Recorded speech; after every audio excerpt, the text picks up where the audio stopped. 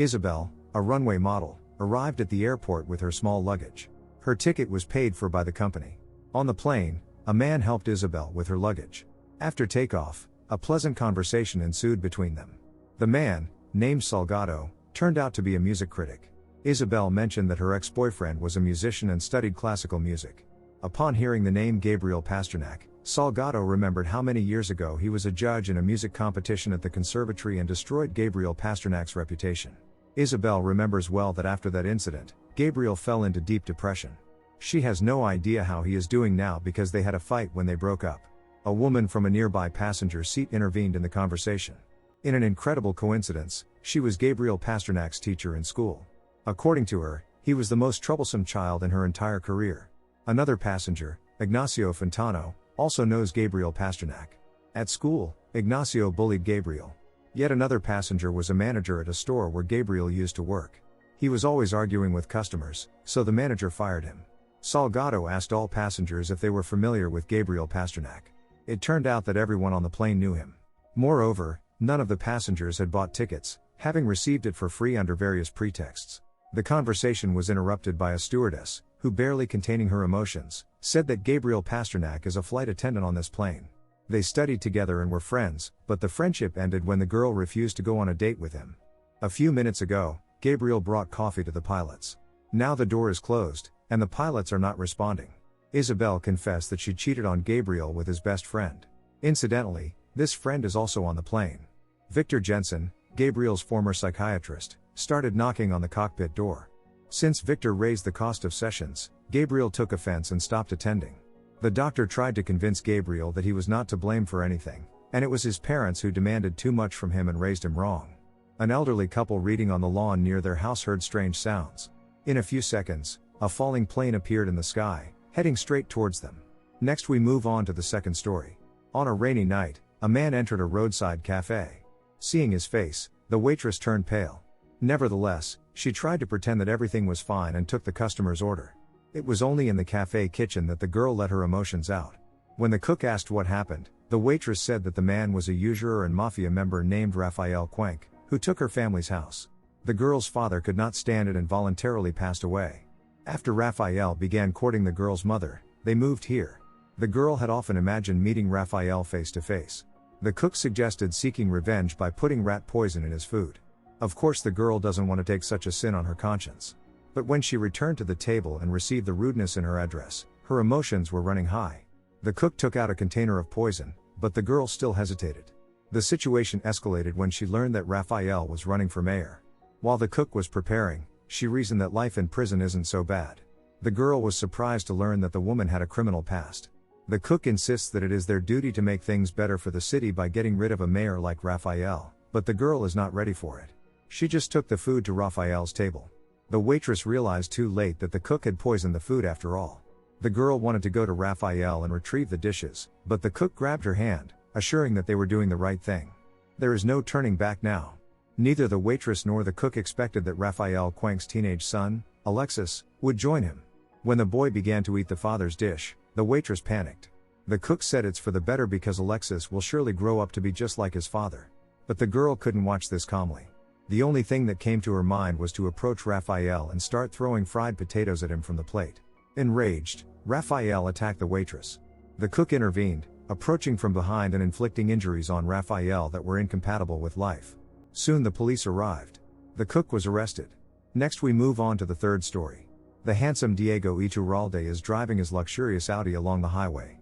Ahead of him was an old truck, and the driver didn't want to let Diego pass.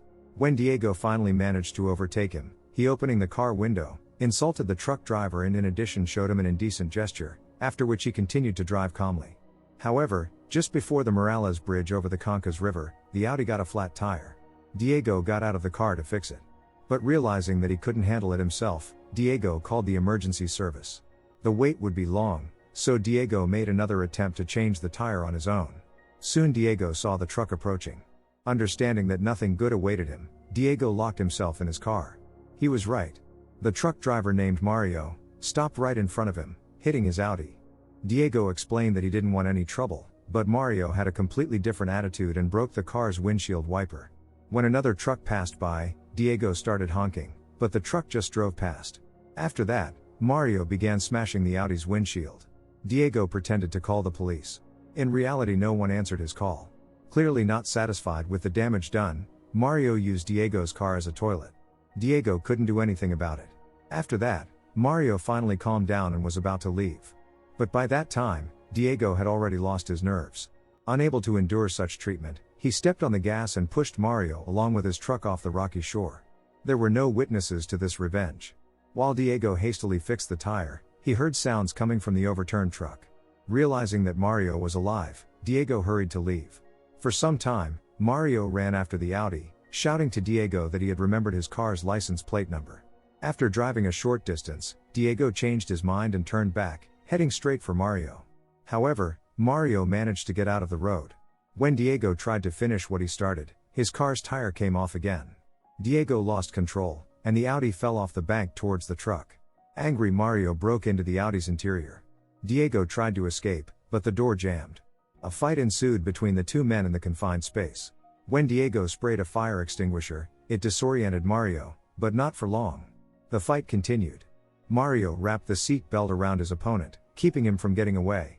While Diego was trapped, Mario put a piece of cloth in the fuel tank and set it on fire. But Mario never expected that Diego would manage to free himself and drag him back into the cabin. Now both men were trapped. The arriving emergency service employee witnessed the explosion under the bridge. Firefighters arrived and extinguished the burning car. The police also arrived at the scene. One of the officers joked that it was a crime of passion. Next we move on to the fourth story. Simon Fisher is a bomber engineer and a professional in his field. After successfully demolishing a building, everyone applauded him, saying it was an excellent job. Soon Simon received a call from his wife reminding him that today was their daughter's birthday. After work, Simon went to a bakery to buy a cake. During this time, his car was towed for parking in an improper place. Seeing the parking ticket, Simon called a taxi and went to a private towing company. He explained that the road markings prohibiting parking were completely erased, so he had no intention of paying for the tow and the fine. On the contrary, he expected an apology from the company, as well as compensation for taxi expenses and lost time. People in line began to protest that Simon was holding everyone up. An employee of the company said he couldn't help because the police protocol stated that Simon had parked in the wrong place. In the end, Simon was forced to pay and leave in a bad mood. The worst part was that due to car troubles, Simon missed the celebration and arrived when the guests were already dispersing. Simon's wife Victoria, and his daughter Camilla, were very upset. After the party, Simon tried to explain to his wife that he just wanted to seek justice. But Victoria believes it would have been easier just to pay the fine. She's tired of Simon prioritizing everything over his family. However, Simon didn't calm down, intending to demand apologies and compensation from the city administration because the parking markings were indeed not visible.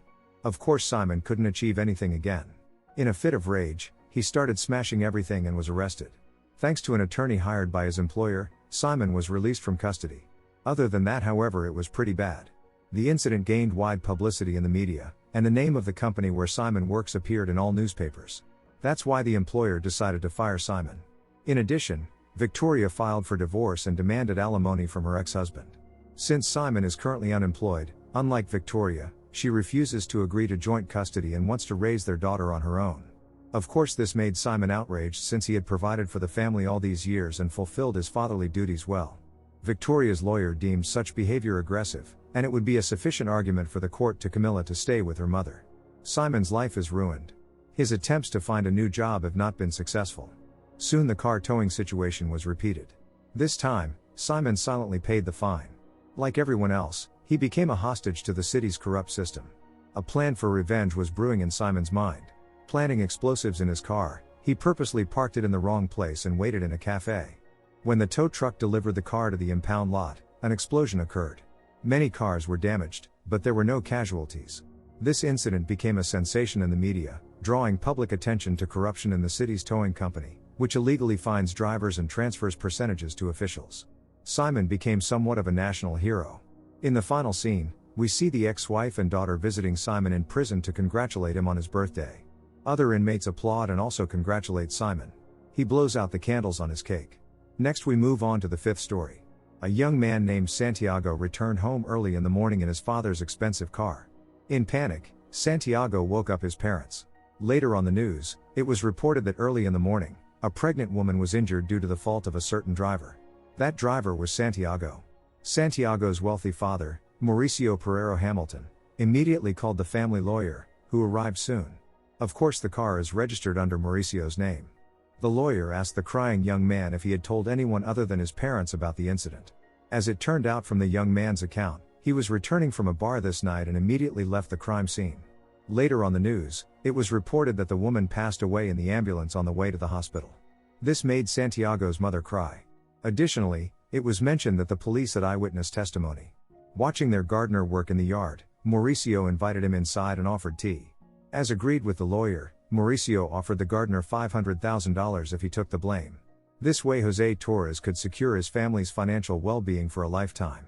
After getting the gardener's consent, the lawyer removed any possible evidence from the car that could point to Santiago. According to the legend, Jose had drunk some whiskey and decided to take the homeowner's car while they were sleeping.